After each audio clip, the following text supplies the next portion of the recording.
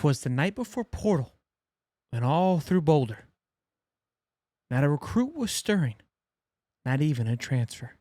The graphics were hung by the chimney with care, in the hopes that St. Prime would soon be there. I flushed my juice down in the club. Oh boy, oh boy, oh boy. Welcome back, Buffs, to the channel. Be sure to smash the like button and subscribe. I can get down with it, get down when I need to. Talk all about it today. Bowl has been selected. Alamo Bowl. Here, the Buffs come against BYU. Get my thoughts about that here in just a moment. Then we're going to talk about the portal because it's going to be absolute maddening. Got a little bit of intel right now, kind of, sort of. Reading tea leaves, looking around, see what's happening here. Some names have not been mentioned yet, so it's hard to kind of get a full grasp of how this portal is going to look, okay?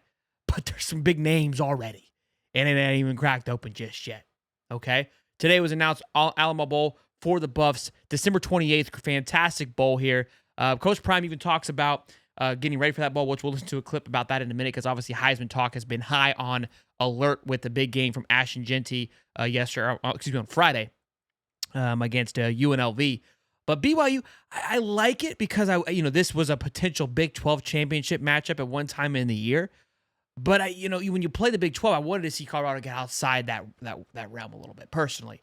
But look, here's the thing about bowl games. Okay, I used to not get too worked up about them, but if you're watching your team and you're following you along and you love the progress, this is massive. This is huge. Big building block opportunities for them. More reps. 15 practices now that they didn't have last year going into the spring game or the springtime.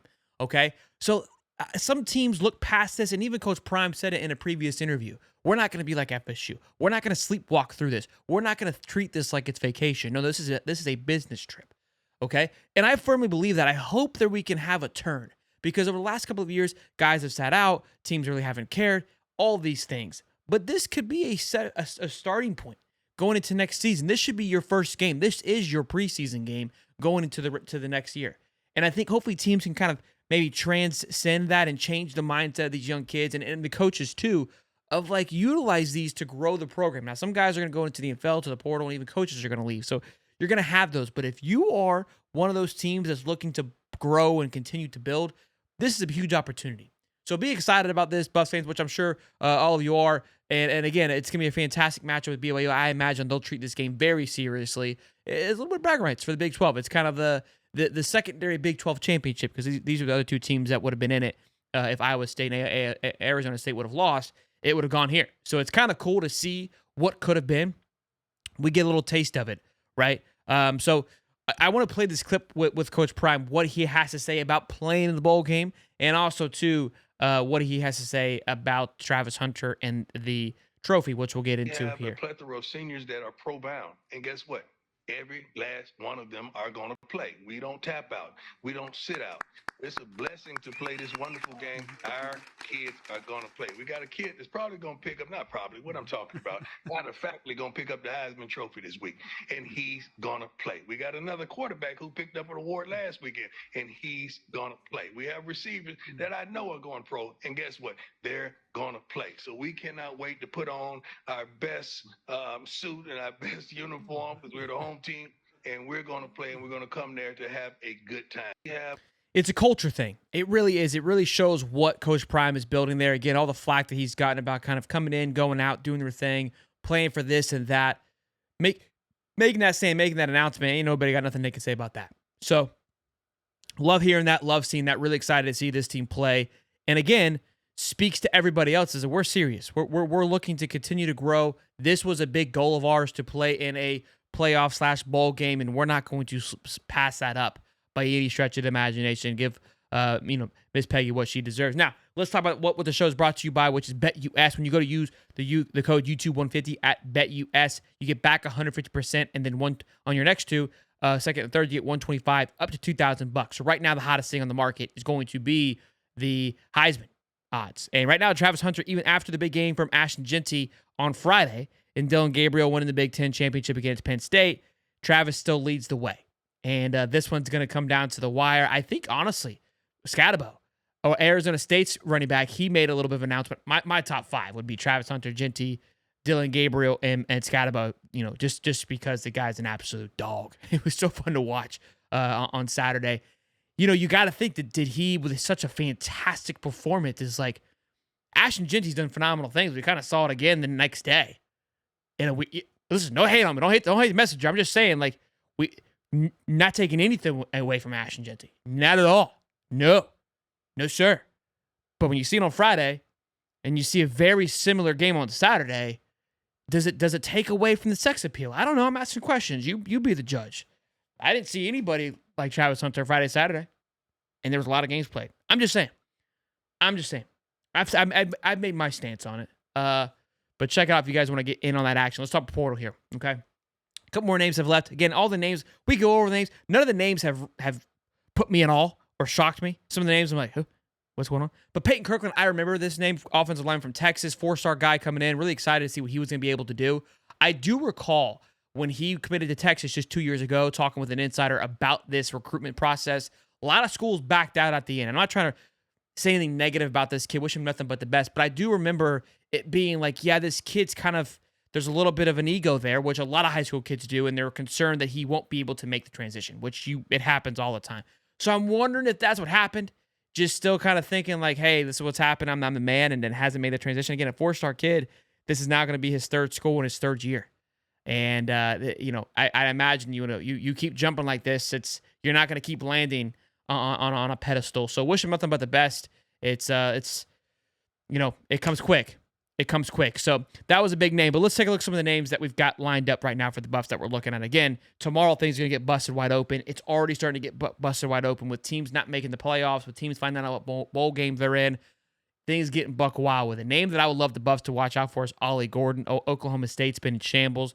Does Ollie move on? Could he be available? If you're able to get Ollie Gordon and establish a run game with him, by God, I mean, that's a big wish list. I'm just letting you know right now. But first being Liberty inside offensive lineman Jordan White sets a visit to Colorado December 20th, which is just 8 days before the bowl game for the Buffs. So one to keep an eye on there. Again, very similar style of play at Liberty, that very high tempo pace offense. So I would think transition very well to that pass blocking.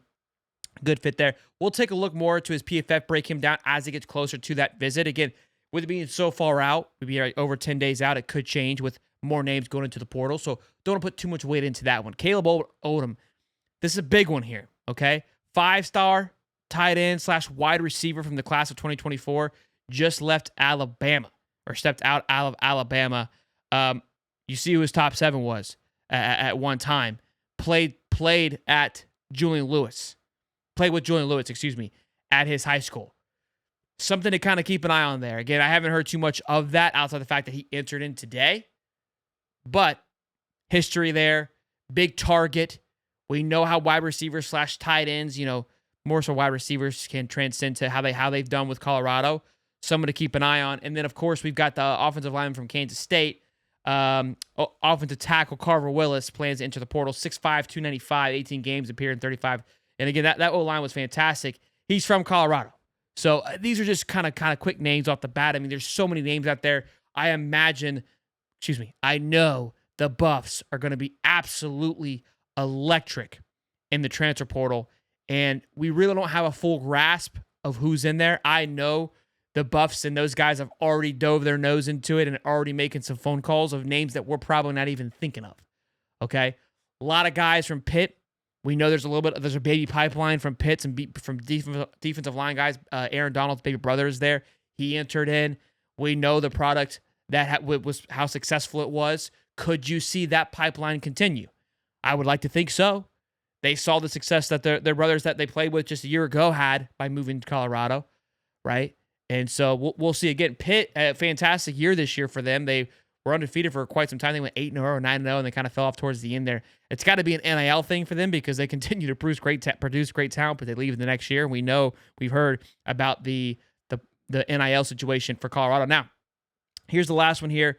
Jonte Cook put this comment on Deion Sanders. I ain't hard to find. 4-star / 5-star wide receiver that just entered the portal from Texas. You love seeing this. Again, here's the thing. Here's where teams and people should be kind of a little intimidated because Coach Prime's been vocal about the portal. He has embraced the portal more than anybody else. by a long shot.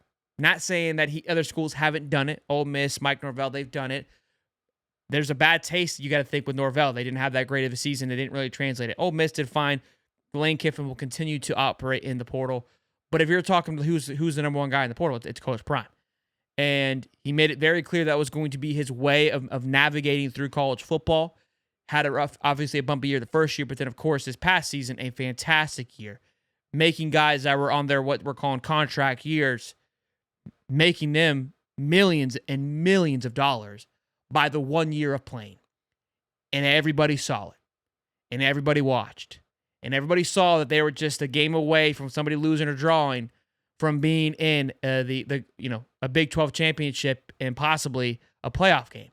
I think if they played against that Iowa State team, they would have wallowed them. That Arizona State team is a tough one. Very good football team, but they can run the ball very well, which Colorado did struggle. But I would have, I would have broke it down a little bit heavy. It would have been a good one. I think that what the difference is Colorado's offense would have been able to keep up, and it would have been a showdown. But I think that spoke volumes. I mean, we all know that it did. And again, some teams are vocal about going into the portal, but haven't shown that great of success with that many people. So they're going to have more options, I believe, than what other schools are going to have. Because you also see a lot of these schools that were regressive in the portal, but these kids are right back out. Didn't work out for them. Didn't do it well. Look, Colorado's going to have the same thing. People are going to be entering to the portal for them as well, too. But you can kind of recognize the names who's going in there, and they're not ready to rock and roll, ready to work, and be part of that professional atmosphere. So it's going to be fun. It's going to be exciting. It always is. December and Coach Prime are like two peas in a pod. It's a blast. I've loved it since he's gotten here. And we'll be keeping track on all of it. So you know what to do. Turn the bell on, smash the like button, subscribe. Let me know your thoughts in the comments. How are you feeling about the Alamo Bowl against BYU? How are you feeling? Are there some names that you're targeting? What's your wish list for the portal? It's going to be huge. It's a lot. So we'll see. Julian Lewis doing fantastic things in his high school playoffs. Maybe impressing me. Maybe a quarterback isn't in need in the portal. I don't know. Just watching. Smash the like button. The show's brought to you by BetUS. We'll see you on the next one. Peace and love, baby.